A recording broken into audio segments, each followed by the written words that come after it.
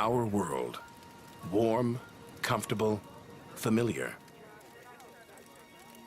But when we look up, we wonder, do we occupy a special place in the cosmos?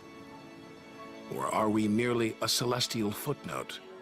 Is the universe welcoming or hostile? We could stand here forever wondering. Or we could leave home on the ultimate adventure.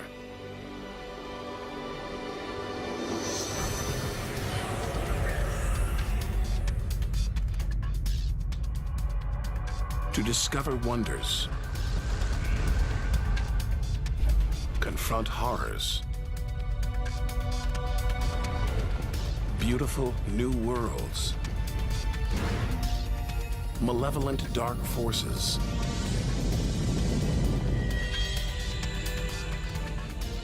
the beginning of time, the moment of creation. Would we have the courage to see it through? Or would we run for home? There's only one way to find out.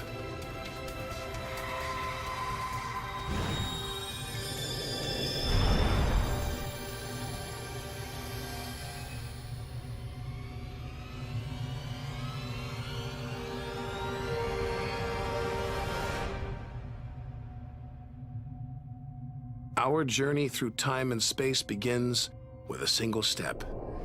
At the edge of space, only 60 miles up, just an hour's drive from home. Down there, life continues. The traffic is awful, stocks go on trading, and Star Trek is still showing.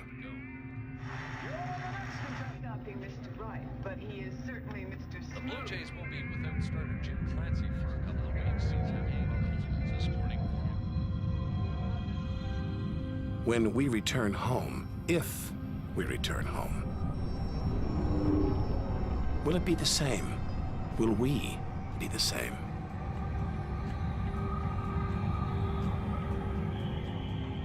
We have to leave all this behind, to dip our toes into the vast dark ocean, on to the moon.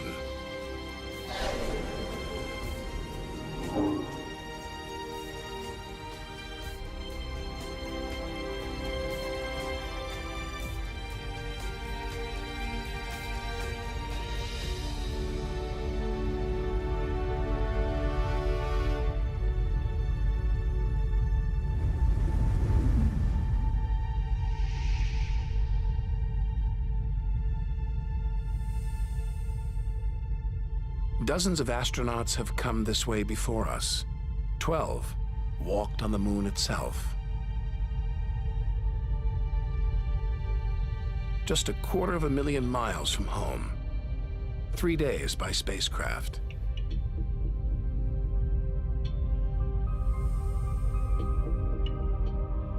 Barren. Desolate. It's like a deserted battlefield, but oddly familiar. So close, we've barely left home.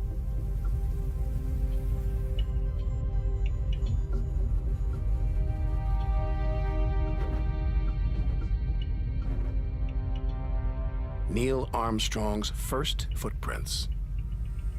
Looks like they were made yesterday. There's no air to change them. They could survive for millions of years.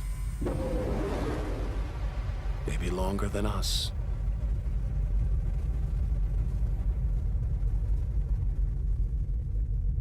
Our time is limited.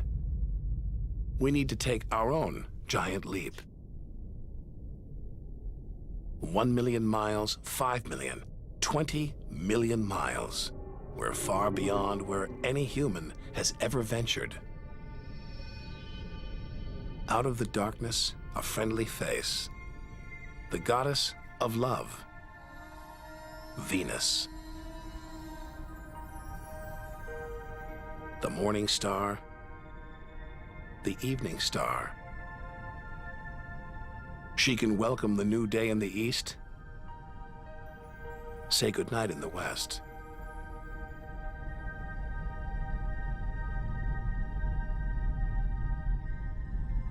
A sister to our planet, she's about the same size and gravity as Earth. We should be safe here. But the Venus Express space probe is setting off alarms. It's telling us these dazzling clouds, they're made of deadly sulfuric acid. The atmosphere is choking with carbon dioxide.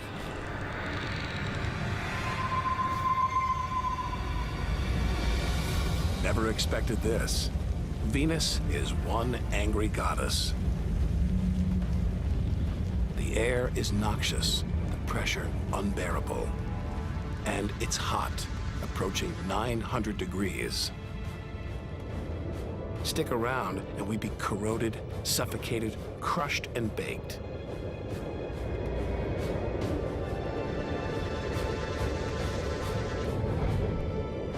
Nothing can survive here.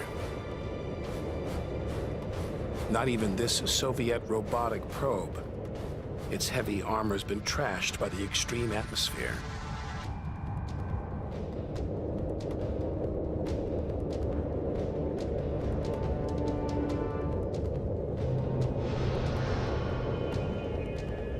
So lovely from Earth.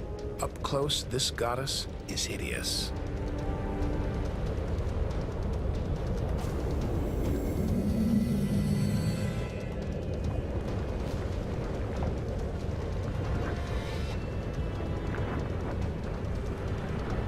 She's the sister from hell, pockmarked by thousands of volcanoes. All that carbon dioxide is trapping the sun's heat. Venus is burning up. It's global warming gone wild.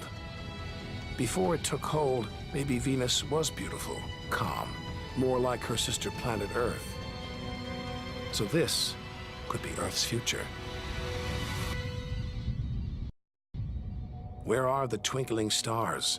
The beautiful spheres gliding through space? Maybe we shouldn't be out here. Maybe we should turn back. But there's something about the sun, something hypnotic, like the Medusa, too terrible to look at, too powerful to resist. Luring us onwards, on, like a moth to a flame. Wait, there's something else, obscured by the sun. It must be Mercury. Get too close to the sun, this is what happens. Temperatures swing wildly here. At night, it's minus 275 degrees. Come midday, it's 800 plus. Burnt, then frozen.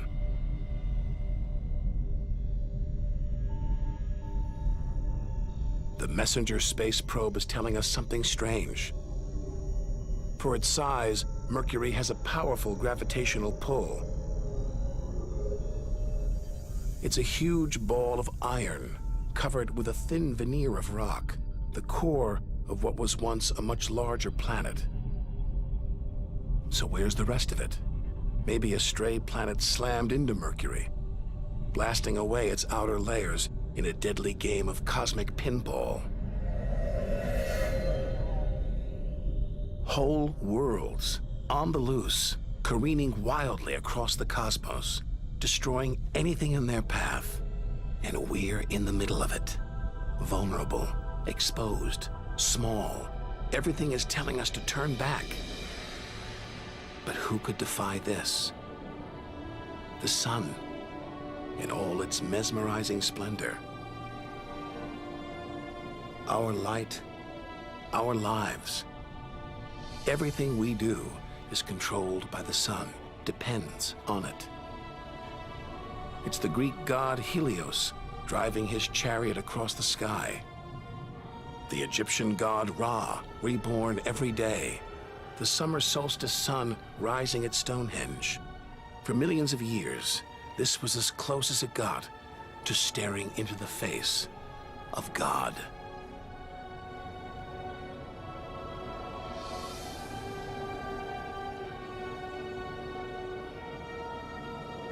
It's so far away. If it burned out, we wouldn't know about it for 8 minutes.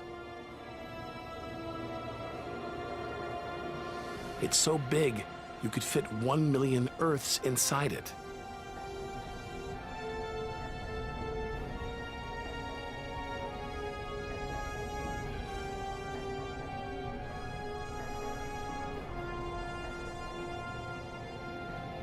But who needs numbers? We've got the real thing. We see it every day, a familiar face in our sky. Now, up close, it's unrecognizable. A turbulent sea of incandescent gas. The thermometer pushes 10,000 degrees. Can't imagine how hot the core is. Could be tens of millions of degrees.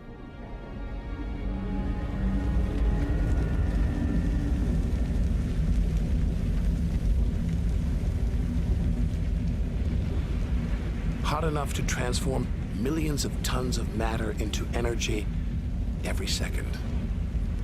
More than all the energy ever made by mankind. Dwarfing the power of all the nuclear weapons on Earth. Back home, we use this energy for light and heat.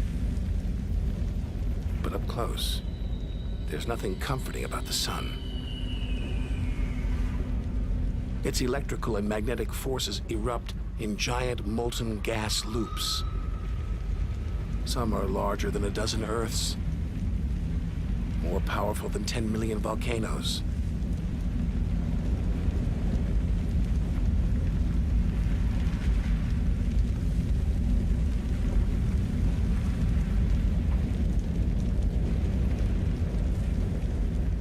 And when they burst through, they expose cooler layers below,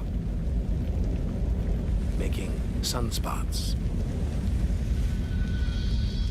A fraction cooler than their surroundings, sunspots look black, but they're hotter than anything on Earth. And massive, up to 20 times the size of Earth.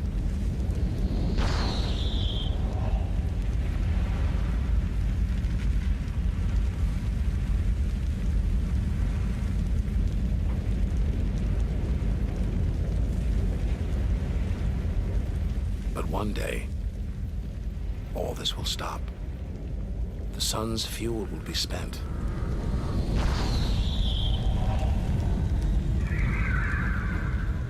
And when it dies, the Earth will follow.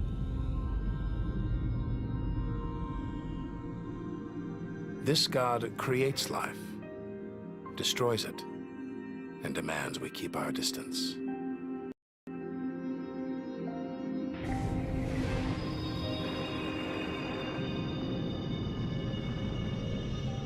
This comet strayed too close. The sun's heat is boiling it away, creating a tail that stretches for millions of miles.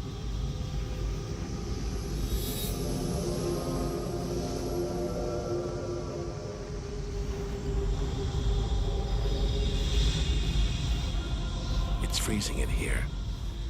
There's no doubt where this comet's from, the icy wastes of deep space. But all this steam, geysers and dust, it's the sun again, melting the comet's frozen heart. Strange, a kind of vast, dirty snowball covered in grimy tar. Tiny grains of what looks like organic material preserved on ice since who knows when.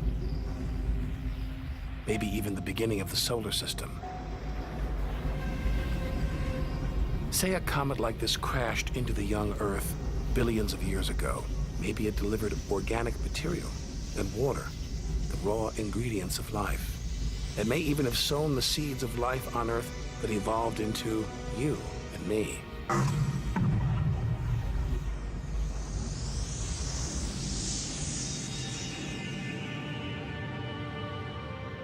But say it crashed into the Earth now. Think of the dinosaurs, wiped out by a comet or asteroid strike. It's only a question of time. Eventually, one day, we'll go the way of the dinosaurs.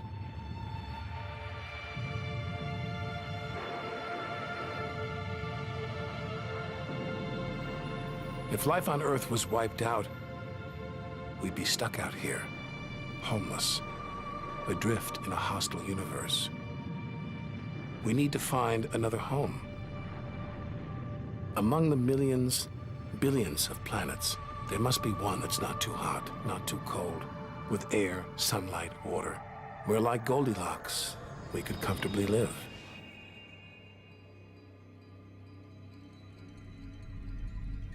The Red Planet. Unmistakably, Mars. For centuries, we've looked to Mars for company, for signs of life.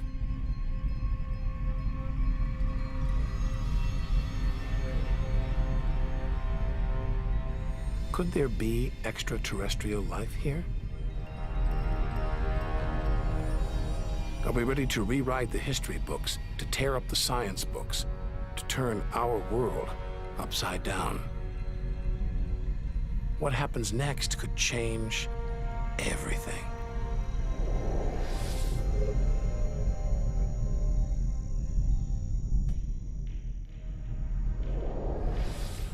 Mars is the planet that most captures our imagination.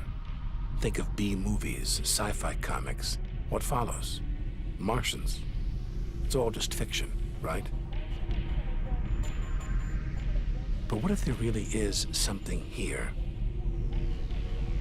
Hard to imagine, though. Up close, this is a dead planet. The activity that makes the Earth livable shut down millions of years ago here. Red and dead. Mars is a giant fossil.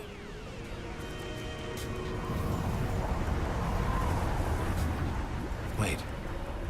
Something is alive. A dust devil. A big one.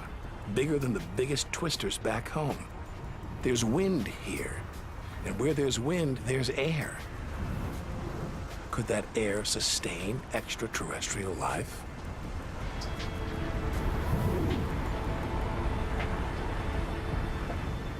It's too thin for us to breathe. And there's no ozone layer. Nothing to protect us against the sun's ultraviolet rays. There is water, but frigid temperatures keep it in a constant deep freeze. It's hard to believe anything could live here. Back on Earth, there are creatures that survive in extreme cold, heat, even in the deepest ocean trenches. It's as though life is a virus. It adapts, spreads. Maybe that's what we're doing right now, carrying the virus of life across the universe. Even in the most extreme conditions, life usually finds a way. But on a dead planet, with no way to replenish its soil, no heat to melt its frozen water,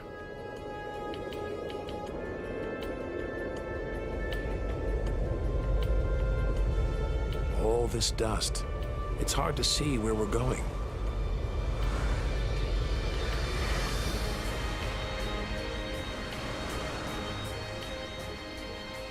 Olympus Mons, named after the home of the Greek gods, a vast ancient volcano, 3 times higher than Everest.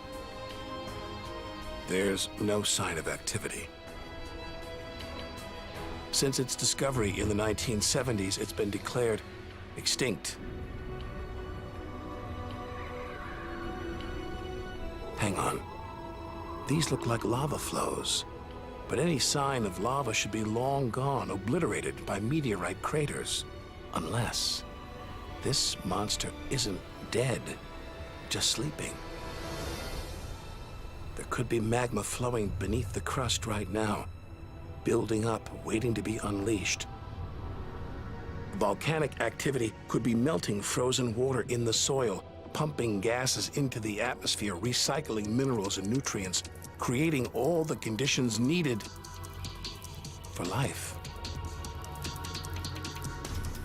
This makes the Grand Canyon look like a crack in the sidewalk. Endless desolation, so vast it would stretch all the way across North America. But here, signs of activity, erosion, and what looks like dried up riverbeds. Maybe volcanic activity melted ice in the soil, sending water gushing through this canyon. Underground volcanoes could still be melting ice, creating water. And where there's water, there could be life.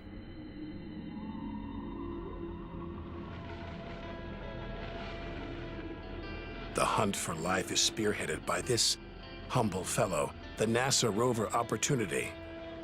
It's finding evidence that these barren plains were once ancient lakes or oceans that could have harbored life.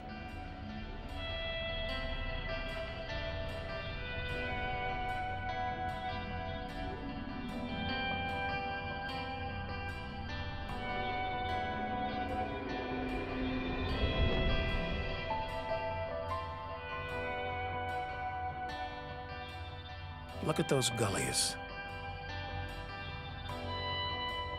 Probes orbiting Mars keep spotting new ones. More proof that Mars is alive and kicking. That water is flowing beneath its surface right now. Water that could be sustaining Martian life.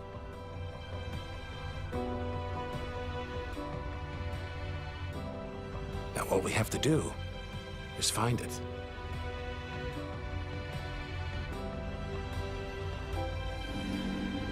Maybe we've already found what we're looking for on Earth. Some think that life started here and then migrated to Earth. An asteroid impact could have blasted fragments of Mars, complete with tiny microbes, out into space and on to the young Earth, where they sowed the seeds of life. No wonder we find Mars fascinating.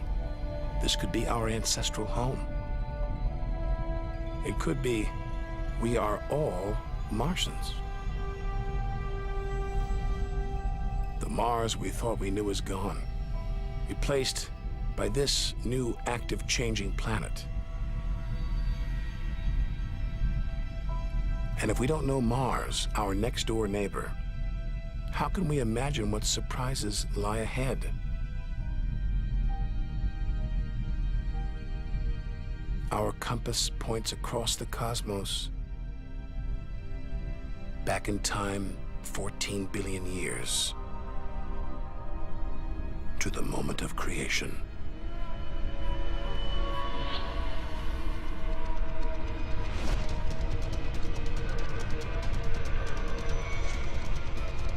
This is getting scary. It's like being inside a giant video game.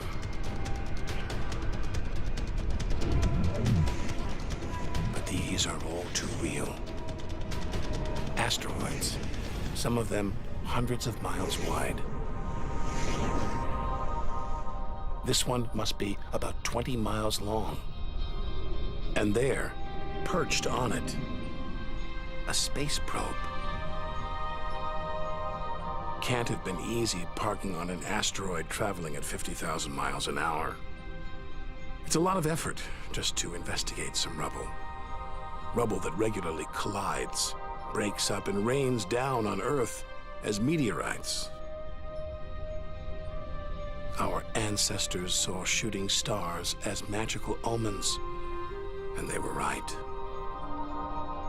Rubble like this came together to make the planets, including our own. Pretty magical.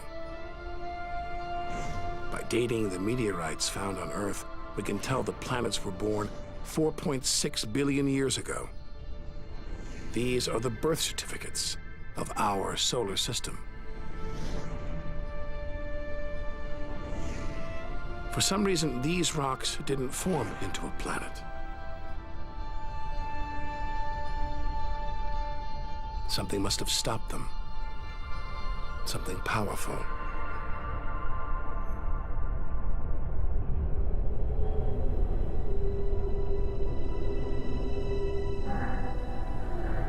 Jupiter. What a monster. At least 1,000 times bigger than Earth, so vast you could fit all the other planets inside it. Something this massive dominates its neighbors. Its gravity is pulling the asteroids apart.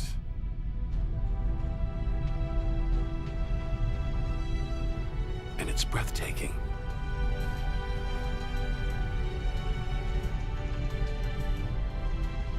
But this beauty is a beast.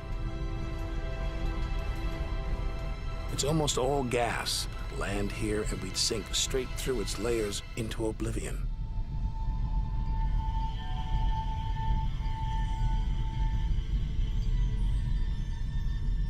And Jupiter's good looks, the product of ferocious violence.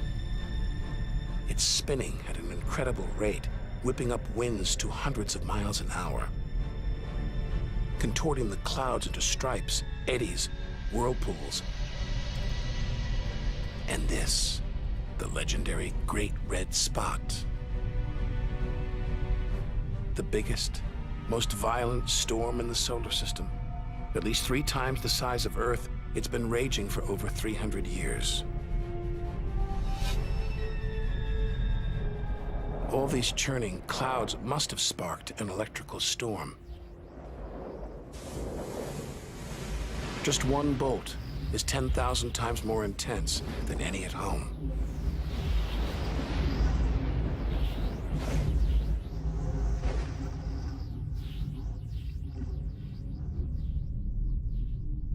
Looks like the safest place to see Jupiter is from a distance. Up there at the poles, those dancing lights, they're like the auroras back home. But the Geiger counter is going wild. Even these are deadly, generated by lethal radiation.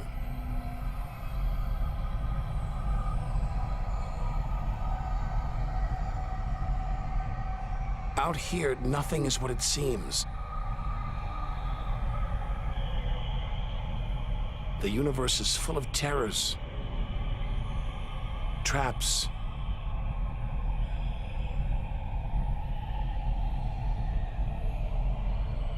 maybe this is a safe haven, the multicolored moon Io.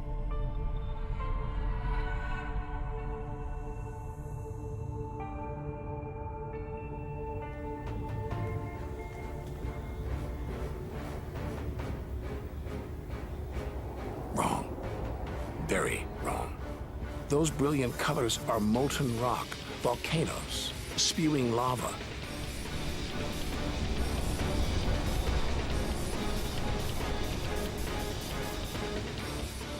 Our journey across the universe is turning into a struggle for survival.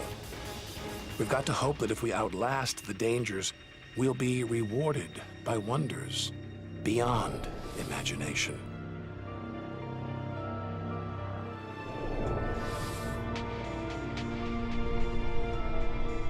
"400 million miles from Earth. Flying a commercial airliner here would take nearly a century. What a weird-looking place. And yet, strangely familiar. A bit like the Arctic, with all that ice, all those ridges and cracks.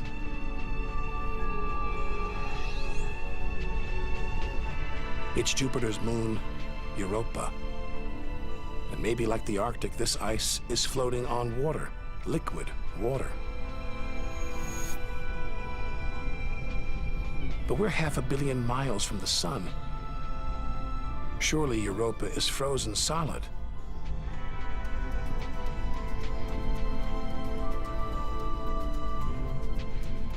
Unless Jupiter's gravity is creating friction deep inside, heating the ice into water, allowing life to develop in the waters beneath its frozen crust. We might be feet away from aliens. From a whole ecosystem of microbes, crustaceans, maybe even squid. The only thing between us and the possibility of alien life, this layer of ice. But until we send a spacecraft to drill here, Europa's secrets will remain beyond reach.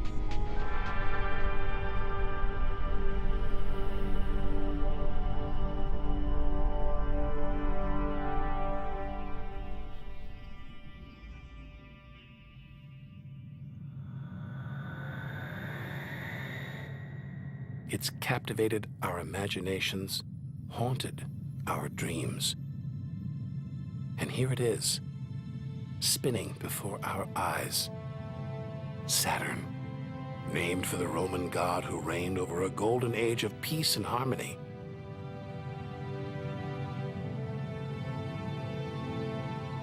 This planet's a giant ball of gas, so light it would float on water. Its spectacular rings would stretch almost from Earth to the moon.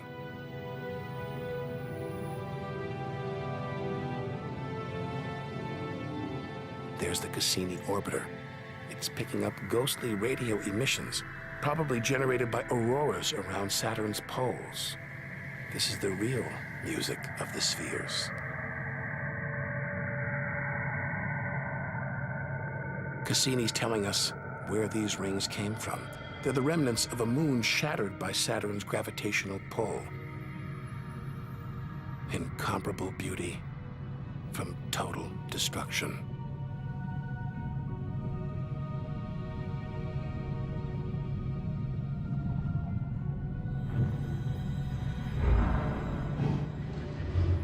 Billions of shards of ice, some as small as ice cubes, others the size of houses. They collide, break apart, reassemble. It's like a snapshot of our early solar system.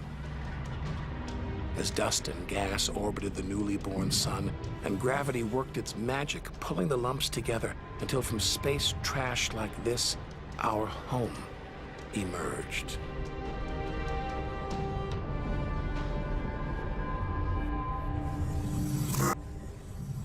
We could stay here forever.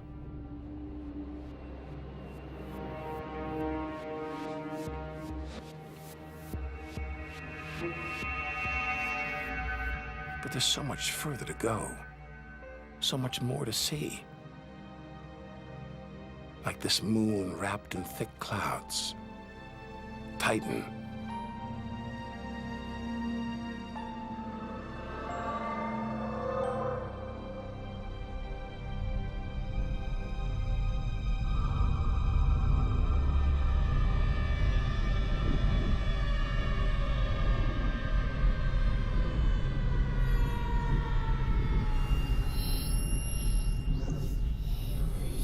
There's an atmosphere down here. There's wind, rain, even seasons. Rivers, lakes, and oceans. It looks so familiar, so similar to Earth.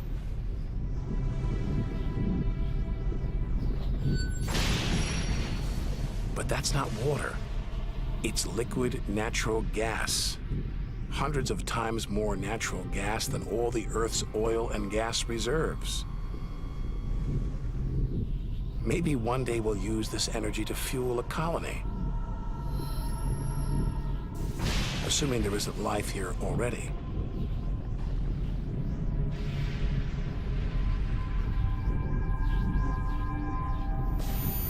The Huygens space probe is here to find out. It's telling us there's organic material in the soil, but it's so cold, minus 300 degrees. There's no way life could develop. Unless Titan warms up. The sun is supposed to get hotter. When it does, maybe life will spring up here, just like it did on Earth. And as the Earth gets too hot for us, maybe we'll move to Titan. One day we might call this distant land home.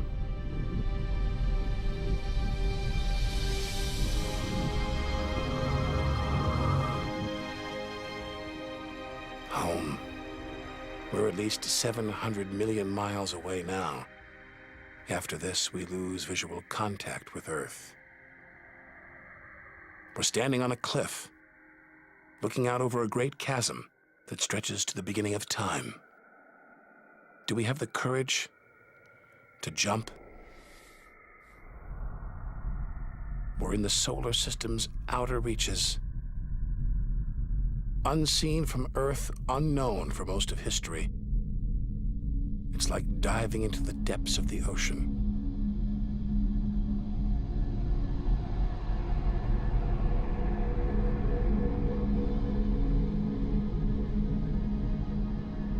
Those rings make it look like Uranus has been tilted off its axis, toppled over by a stray planet.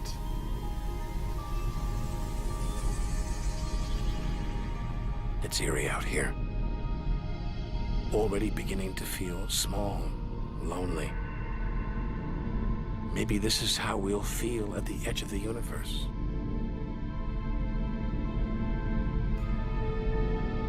But we've barely left the shore. If the solar system was 1 mile wide, so far we've traveled about 3 inches.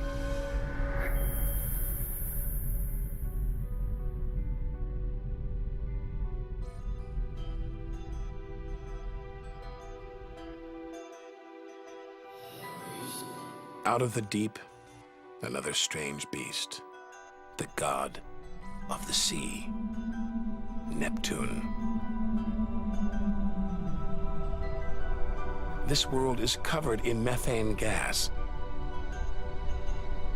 and a storm as big as Earth, whipped up by savage 1,000-mile-an-hour winds. Back home, it's the sun that drives the wind. But Neptune's far away. Something else must be creating these ferocious winds. But what? We know very little about our own solar system.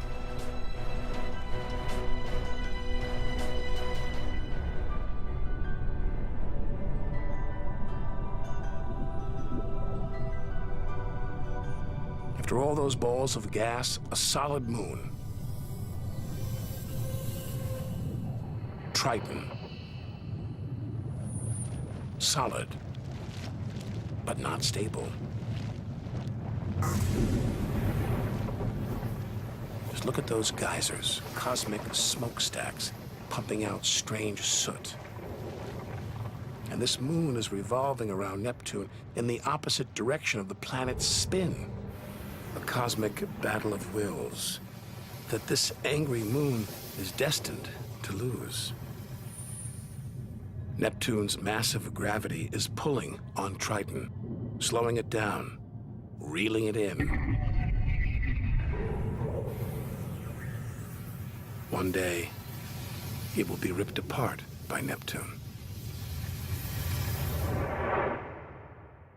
And that's it. No more moons, no more planets in our solar system. It's getting colder. We're getting further from the sun, slipping from the grip of its gravitational tentacles. But this isn't a void. It's teeming with frozen rocks, like Pluto. Until recently, we thought Pluto was alone. Beyond it, nothing. We were wrong. More frozen worlds. Discoveries so new nobody can agree what to call them. Plutinos, ice dwarfs, cubewanos. Our solar system is far more chaotic and strange than we had imagined. Now we're 8 billion miles from home. The most distant thing ever seen that orbits the sun. Another small, icy world, Sedna, discovered in 2003. Its orbit takes 10,000 years to complete.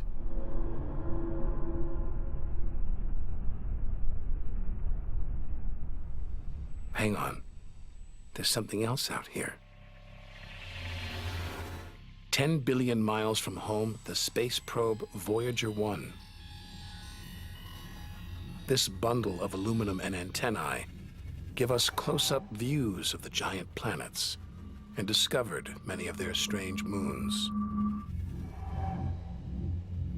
It's traveling 20 times faster than a bullet, sending messages home.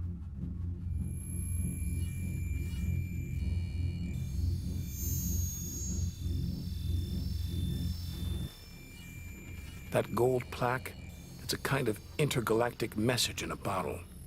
A greeting recorded in different languages. Hello from the children of planet Earth.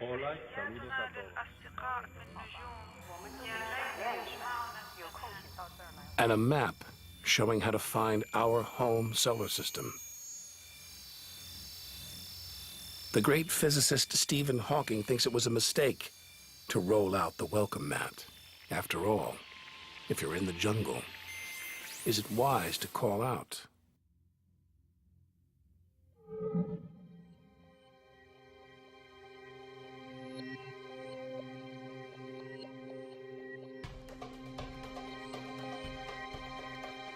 These comets look like the ones we saw earlier.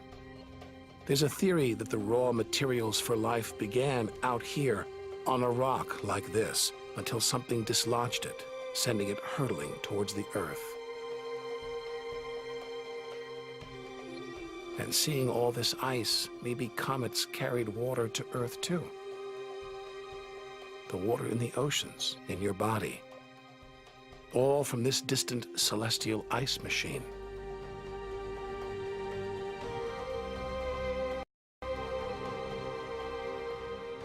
We're 5 million, that's 5 trillion miles from home. But this is still only a baby step. Ahead, trillions of miles, billions of stars. Time to stop looking back and start looking ahead. To step out into the big wide universe.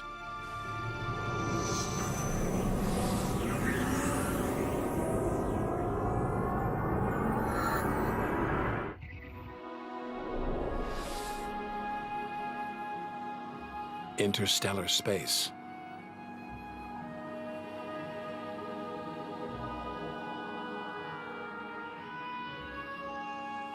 Billions of stars like our own sun, many with planets, many of those with moons.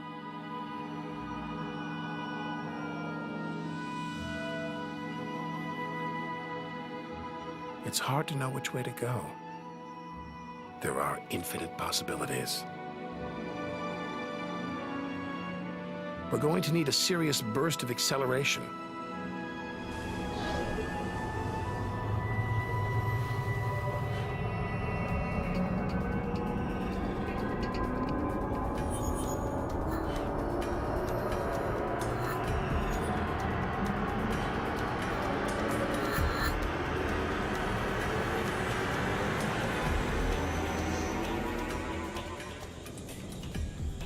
$25 trillion miles from home. A 150,000-year ride in the space shuttle. And we've only just reached the first solar system beyond our own. Alpha Centauri. Not one, but 3 stars, spinning around each other, locked in a celestial standoff. Each star's gravity attracting the other, their blazing orbital speed keeping them apart.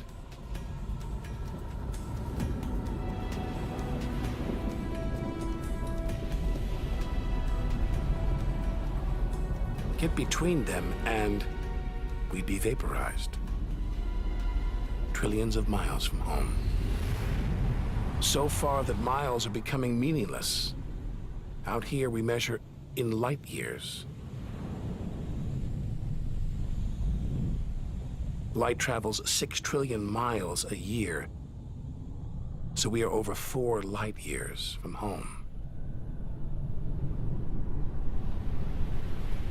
Distances so vast, they're mind-boggling.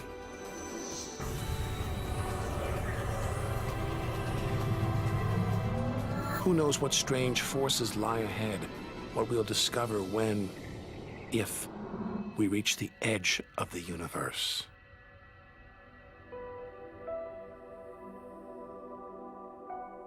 Ten light years from Earth, the star Epsilon Eridani. Spectacular rings of dust and ice, and somewhere in there planets forming out of the debris, being born before our eyes.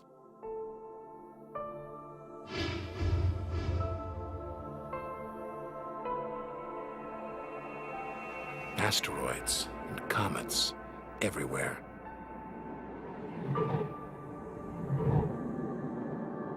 We could almost be looking at our own solar system billions of years ago, with comets delivering the building blocks of life to these young planets.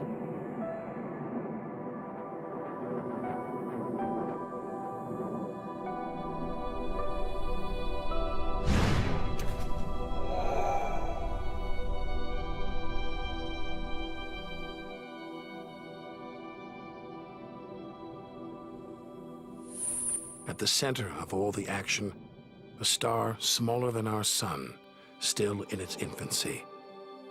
Any life in this solar system would be primitive at best.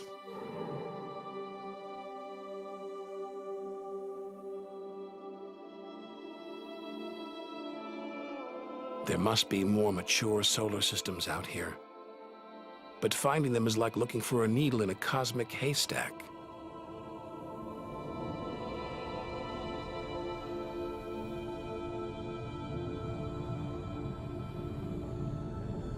"20 light years from Earth.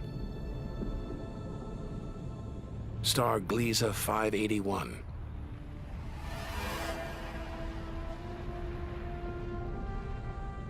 It's about the same age as our sun.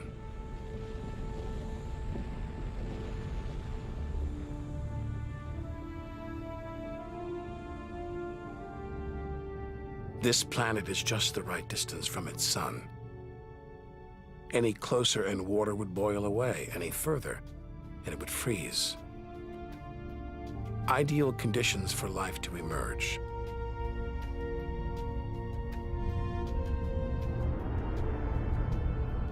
And if a comet has struck, delivering water and organic materials, then life, complex beings like us, even civilizations like our own, could be down there, right now.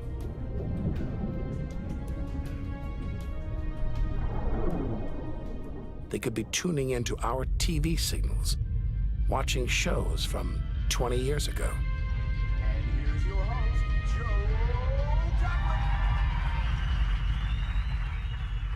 But until we devise a way of communicating over these vast distances, all we can do is speculate. Us and them, living parallel lives, unaware of each other's existence.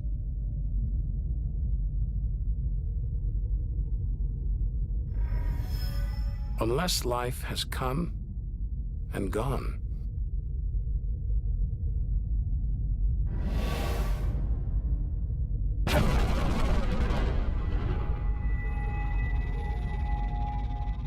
That's the problem with comets. They're creators and destroyers, as the dinosaurs found out the hard way. This is the needle in the cosmic haystack, the closest we've come to a habitable solar system like our own, but it's a chance encounter. There could be hundreds, millions more solar systems like this out there, or none at all.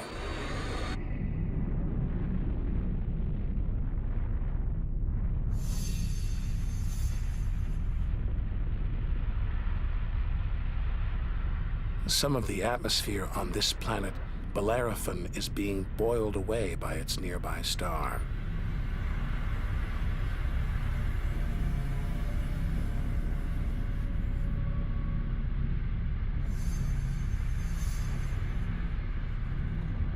From Earth, we can't see planets this far out. They're obscured by the brilliance of their neighboring stars. But the planets have a minute gravitational pull on those stars. Measure these tiny movements, and we can prove they exist.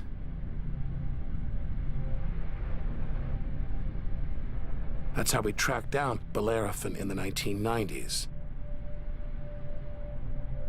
And hundreds of other distant planets.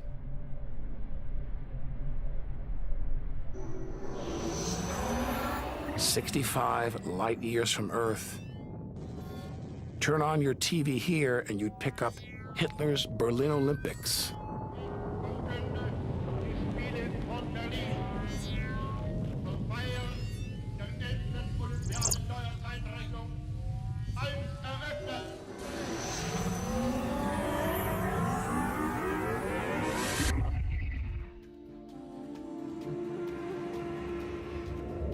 The twin stars of Algol, known to the ancients as the Demon Star. From Earth, it appears to blink as one star passes across the other. Up close, it's even stranger. One star is being sucked towards the other.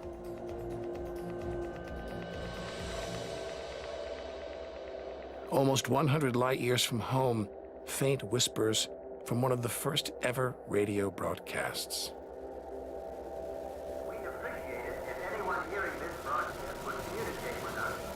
We are very anxious to know how far the broadcast is reaching.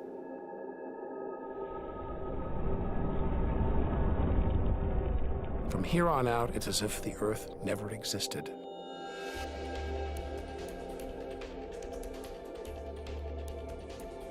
Feels like a lifetime since we stood on that beach, looking up at the sky, wondering where and how we fit in.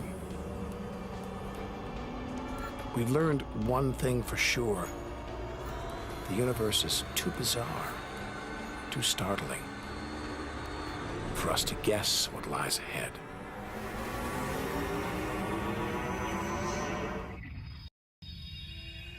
Deep inside our galaxy, the Milky Way. Pinpricks of light that have inspired 1,001 tales.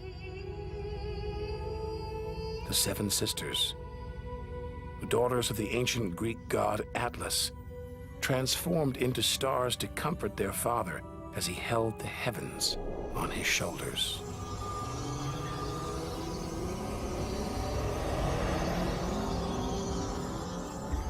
And this giant, Betelgeuse, the brightest, biggest star we've seen so far, 600 times wider than our sun.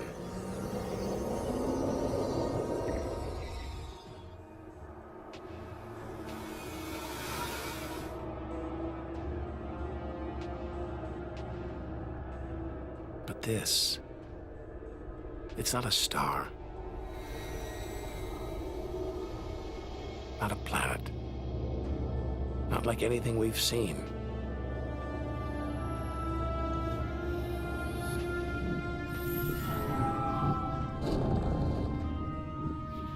A ghostly specter more than 1,300 light years from Earth. Orion's dark cloud. Dust and gas shrouding us.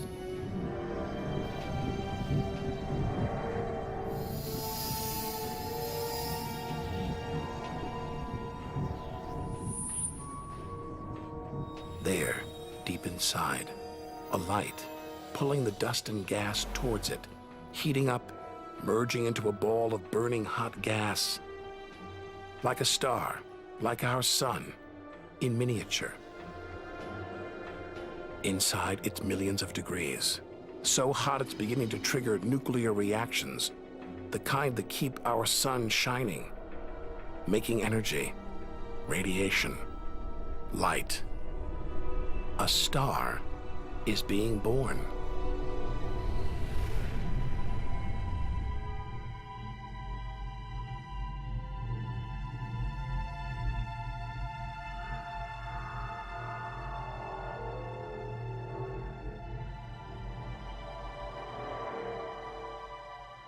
Orion's dark cloud is a vast star factory.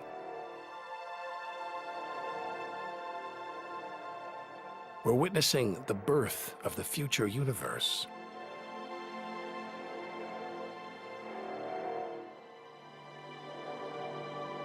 We've come to expect destruction, but this is one of the universe's greatest acts of creation: star birth.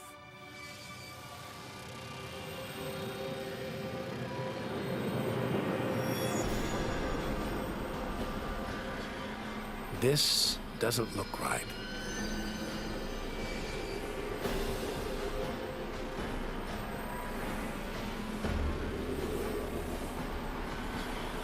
Jets of gas exploding out with tremendous force, blasting dust and gas out for millions of miles.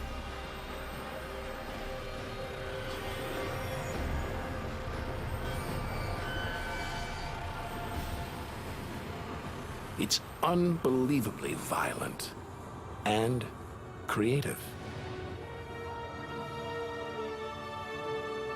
Nebula. Vast, glowing clouds of gas hanging in space. With no wind out here, they'll take thousands of years to disperse. They seem to be forming a vast stellar sculpture.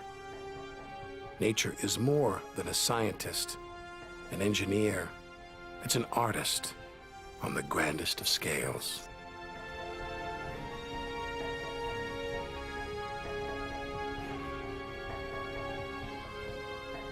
And this is a masterpiece.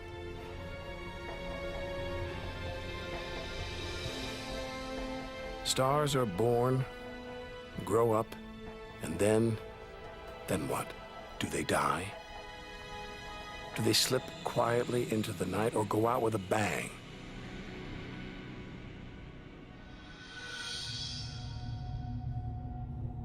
Somewhere between here and the edge of the universe lies the answer.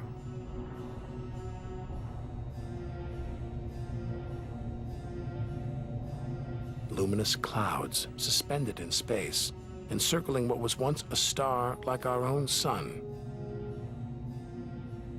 All that's left of it are these brightly colored gases, elements formed by nuclear reactions deep inside, released into space on its death. Green and violet, hydrogen and helium, the raw materials of the universe. Red and blue, nitrogen and oxygen, the building blocks of life on Earth. For us to live, stars like this had to die. Every atom in our body was produced by nuclear fusion. In stars that died long before the Earth was even born. We are all the stuff of stars. Our family tree begins here.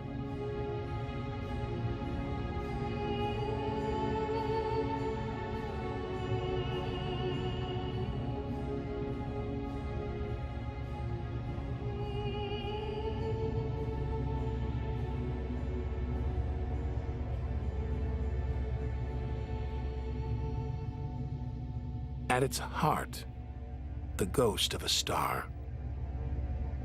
A white dwarf. White, hot, small, but unbelievably dense. In the star's dying moments, its atoms fused and squeezed together, making it so dense that just a teaspoon of this white dwarf would weigh 1 ton.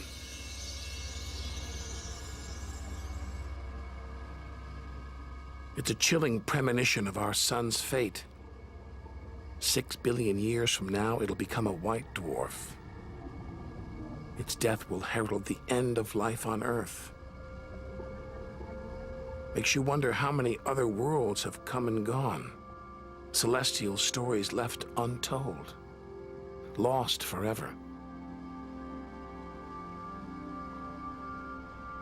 But the greatest story of them all is still to be told.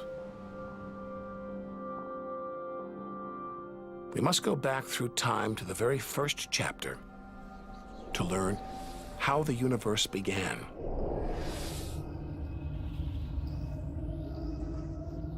The scattered remains of a dead star, the Crab Nebula.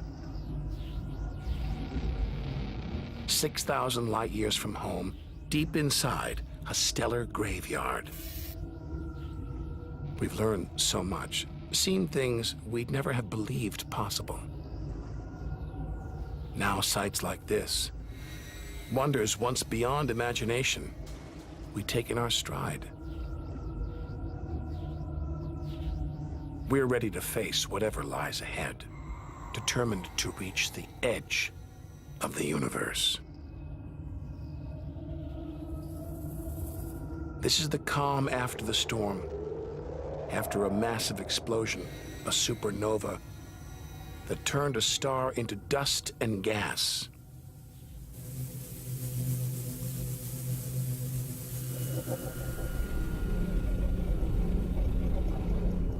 The eye of the storm, a spinning, pulsating star, a pulsar.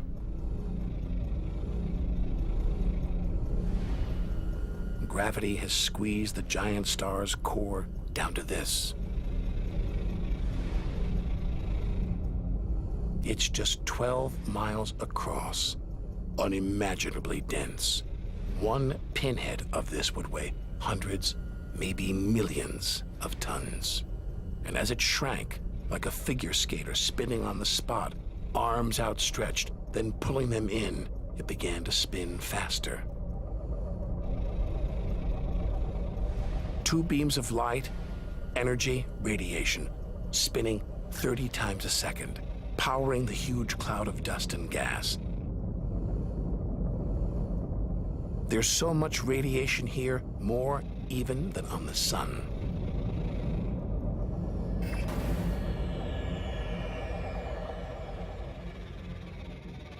That was easily the deadliest thing we've encountered so far.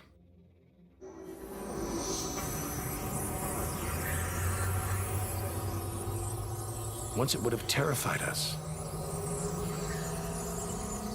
But now we realize that without the dangers, there'd be no wonders. Without the nightmares, there'd be no dreams.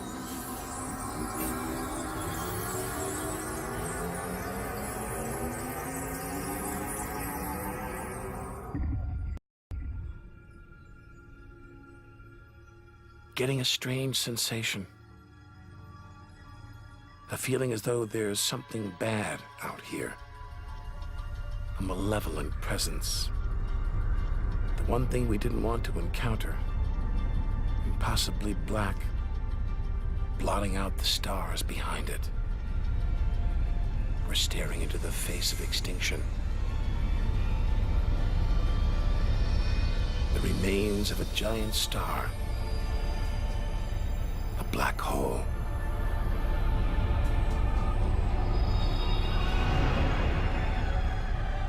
Far denser than a pulsar.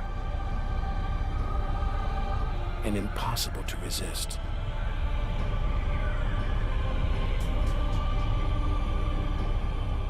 Its gravity is so intense not even light can escape.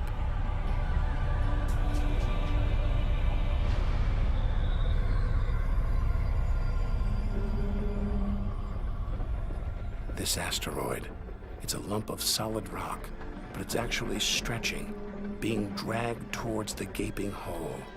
Inside, there's no matter as we know it. No time, no space. All the rules of physics collapse.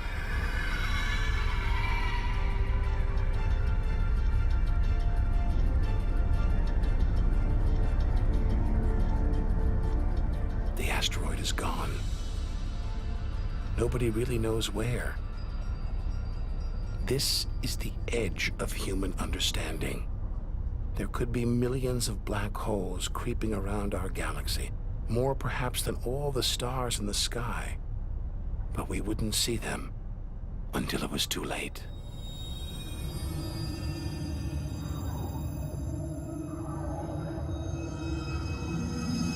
Like this star, spiraling, disappearing down an invisible sinkhole.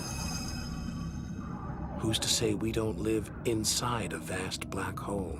That the whole universe isn't inside one right now, inside another universe. Think about it for too long and your mind reels. Sometimes it feels like the more we see, the less we know.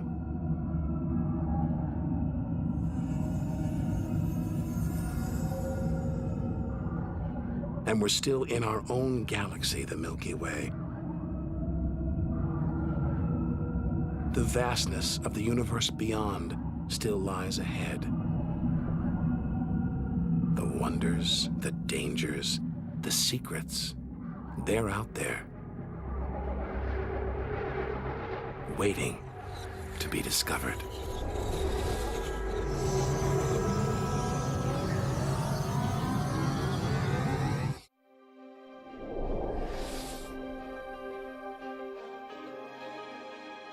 "7,000 light years from home." It's as though we're in a forest thick with trees, each so beautiful, so fascinating, it's impossible to look beyond, to see the bigger picture.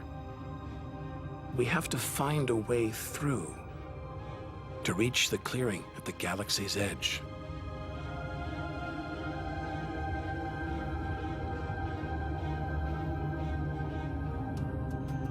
But faced with sights like this, it's hard to leave.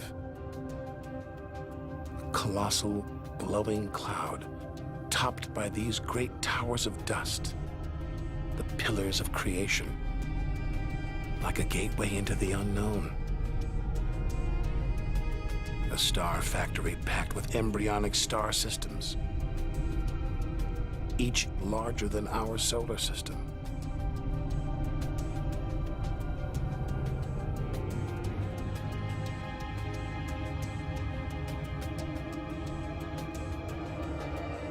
We have to resist its siren song, tear ourselves away, to carry on towards the edge of the galaxy.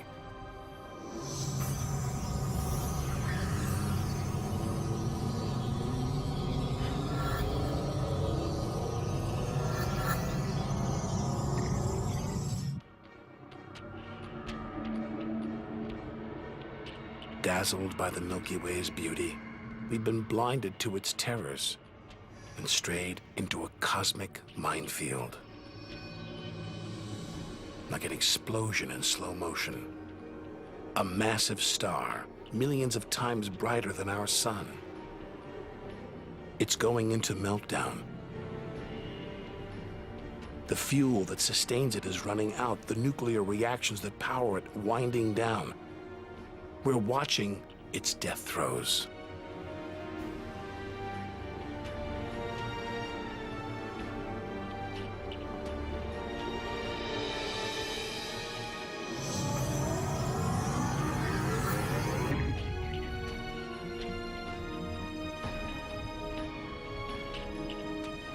An even bigger, dangerously unstable star.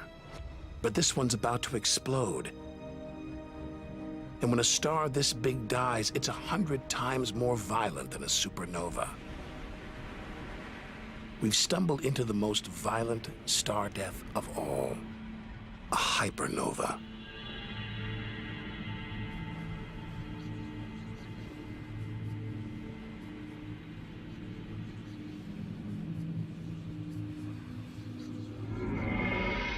The core's collapsed. It's becoming a black hole.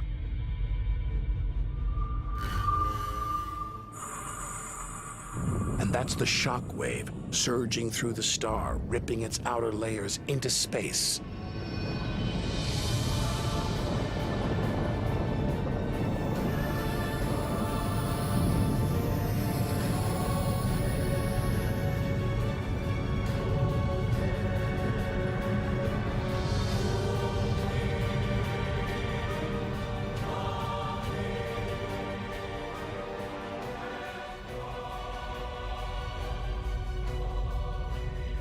Deadly hypernovas, frozen comets, scorched planets, white dwarfs, red giants.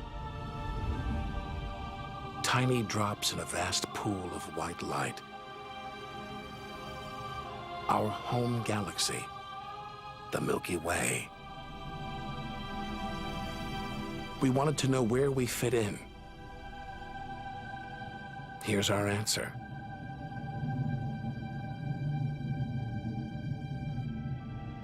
civilizations past and present, everyone that's ever lived.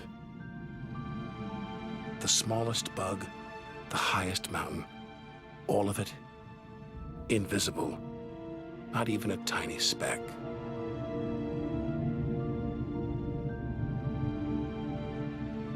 Our home is a minor planet orbiting an insignificant star. If it disappeared right now, who would even notice? And yet, so far we've found nowhere else we would rather live, nowhere we could live. It's only now, far from home, that we're beginning to truly appreciate it.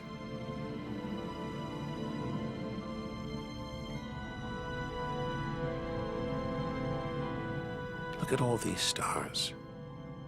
Hundreds of thousands of them. Surely one of them, more than one, must be capable of supporting life.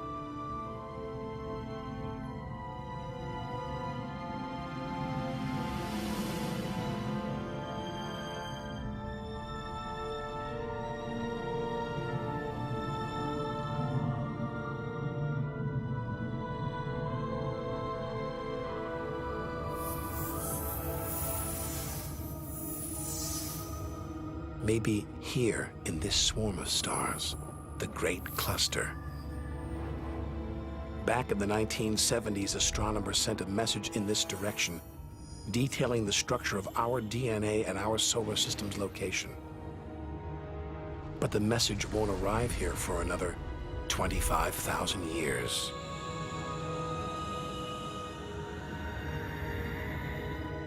We haven't found alien life yet. But neither have we found any reason to believe it isn't out there, somewhere. There's an equation devised to estimate the number of other advanced civilizations. The result is startling. There could be millions of civilizations just in our own galaxy.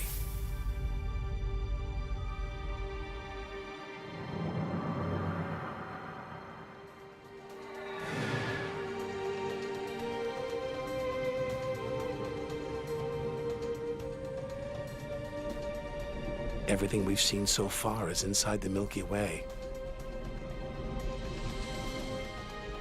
Now we're ready to leave our home galaxy, to enter intergalactic space.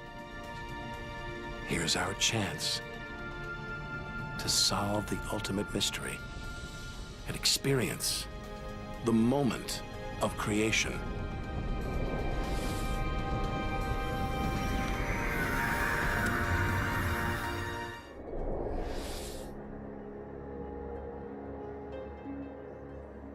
Beyond the Milky Way, through the vast expanse between galaxies, against all the odds, we've made it to intergalactic space.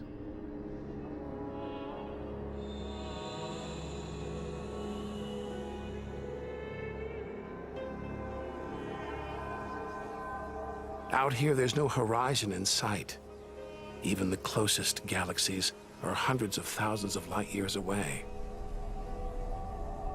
The remains of galaxies ripped apart by the Milky Way's huge gravitational pull, scattered among nothing.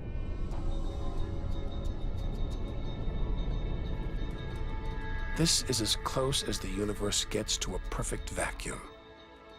But even this isn't totally empty. There are thin wisps of gas, fine traces of dust, and something else. Dark matter. So mysterious we can't see it, feel it, taste it, touch it, or even measure it. Yet so common, it could make up over 90% of all the matter in the universe. If dark matter does exist, it means there's no such thing as empty space.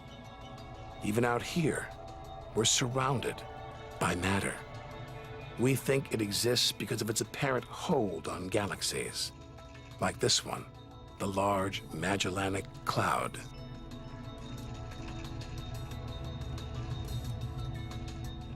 A 6 billion year journey in today's fastest spacecraft. 160,000 light years from the Milky Way at the edge of its gravitational reach. This galaxy should spin off into space, but something is holding it here. Something invisible, powerful. Dark matter. Stars. Clusters of stars. Nebulae. It's a vast astronomical treasure trove.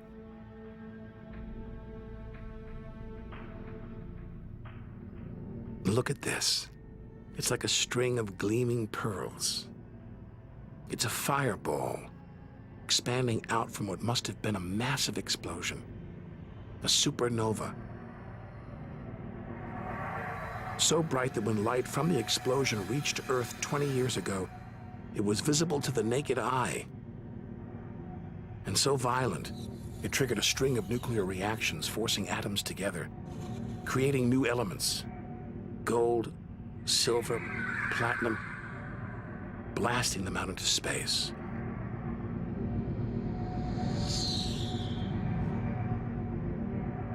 The gold in the ring on your finger was forged in a massive supernova like this, trillions of miles away, billions of years ago. Before we left home, the universe seemed separate, something out there, up in the sky. But now we know better. We are the universe, and it is within us.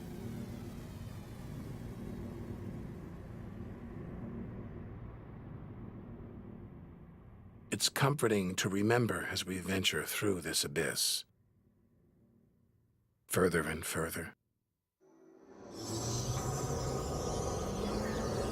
Faster and faster.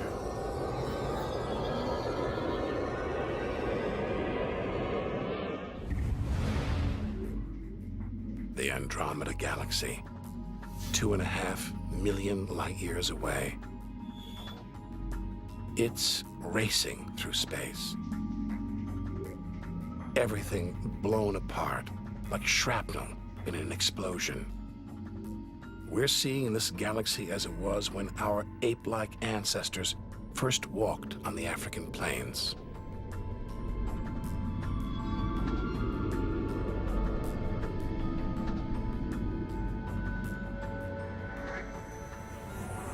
Further through space, and further back in time.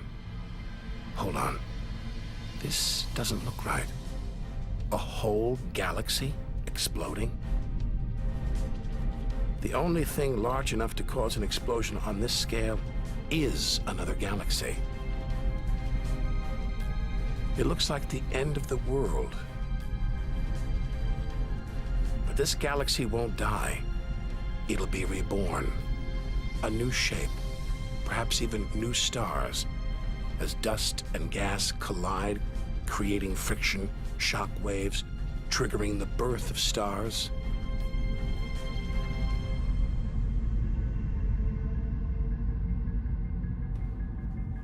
There's order in this chaos, a pattern behind the infinite variety, an endless cycle of birth and death, creation and destruction.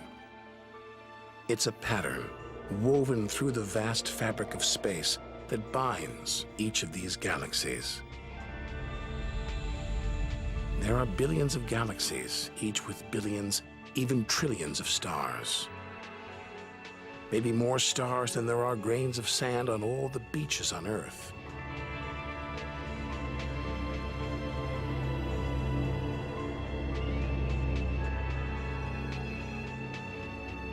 We're finally beginning to see the big picture. And it's grander than we ever imagined. This galaxy, the huge Pinwheel Galaxy, is so far from Earth that if we send a message home now, it will take 27 million years to get there. Who knows whether our species, our planet, will still be around to receive it.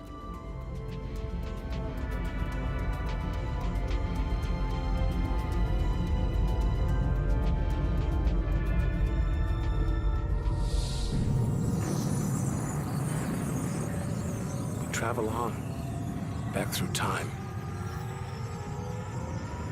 Past the point where the dinosaurs were wiped out. Past the moment where the first creatures crawled onto land.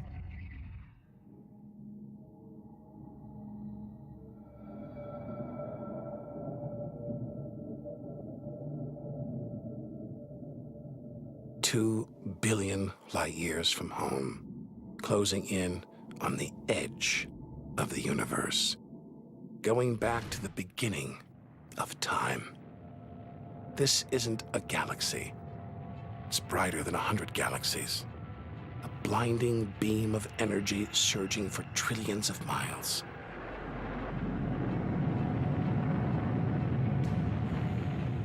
Something this big, this bright, must be incredibly powerful. Experience tells us, out here, power equals danger. It looks like a quasar, the deadliest thing in the universe. Our journey could be over.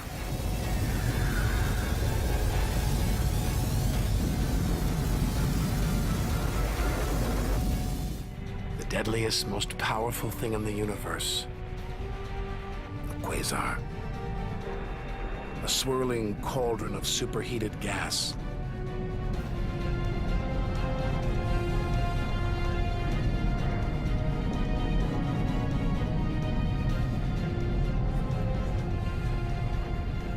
This beast has a heart of darkness.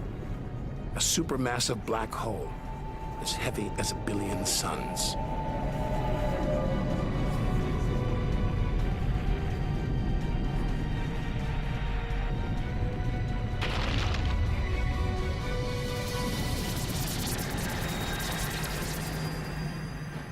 It's ripping apart whole stars, devouring them, until they're nothing, lost forever from the visible universe.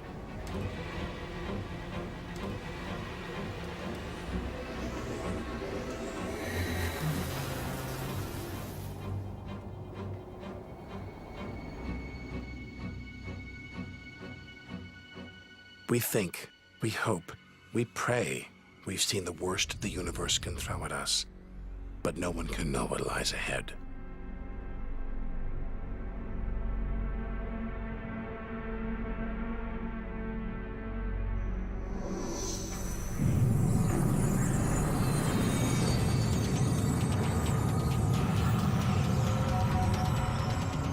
We'll need to go further, go faster.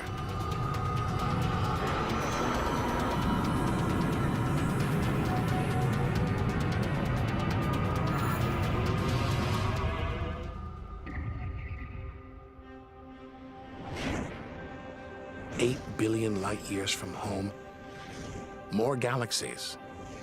But these look different, ragged, small, close together. We're so far back in time, we're seeing these galaxies as they were before the Earth was born. They're still young, still growing. We're getting close to where and how it all began.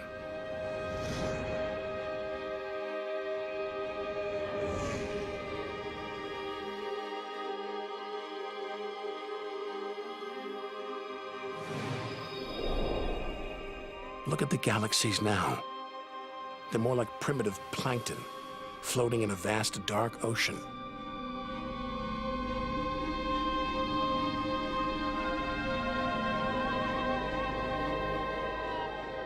Clouds of dust and gas, dancing, twirling, merging to make embryonic galaxies.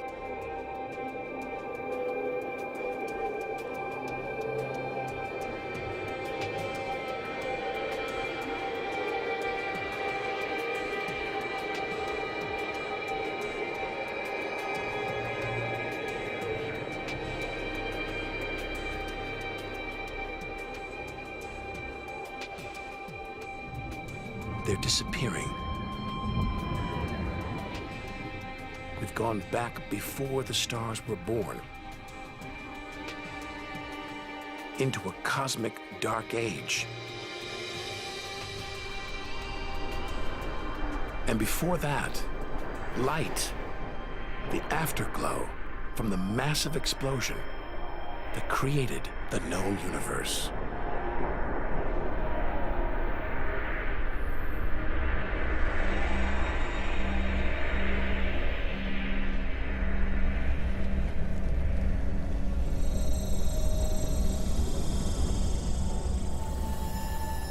This is it. We've made it. The edge of the universe. 80 billion trillion miles from home. 13.5 billion years ago.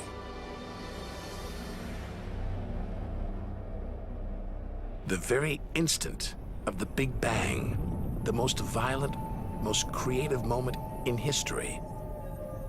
Everything that's ever happened follows from this moment.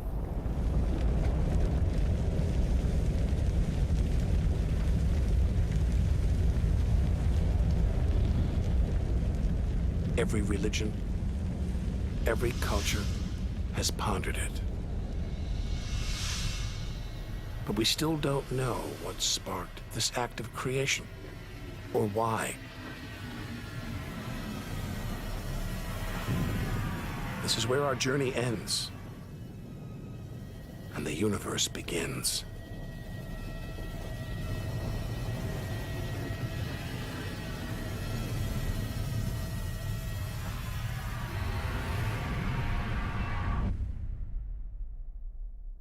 An infinitely hot, small, dense point erupts.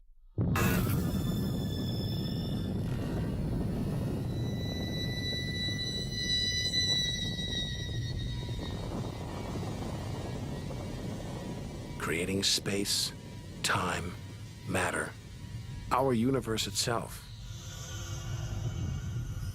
First, it's the size of a subatomic particle. The tiniest fraction of a second later, it's big enough to hold in the palm of your hand.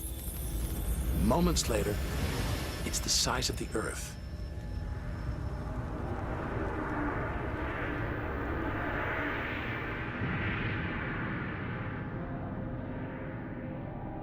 Today, the light from the Big Bang is still spreading out. You can hear it as a radio hiss. See it as television static.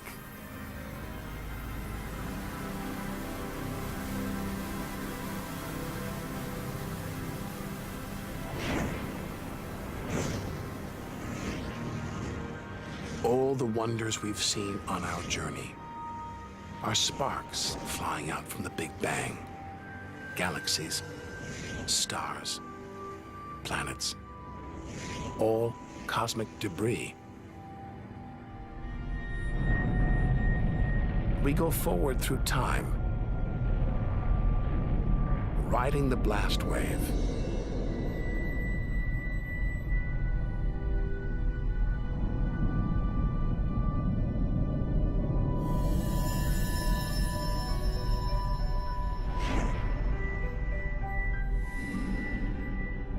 Until we reach another cooling cinder swirling in the afterglow of the Big Bang.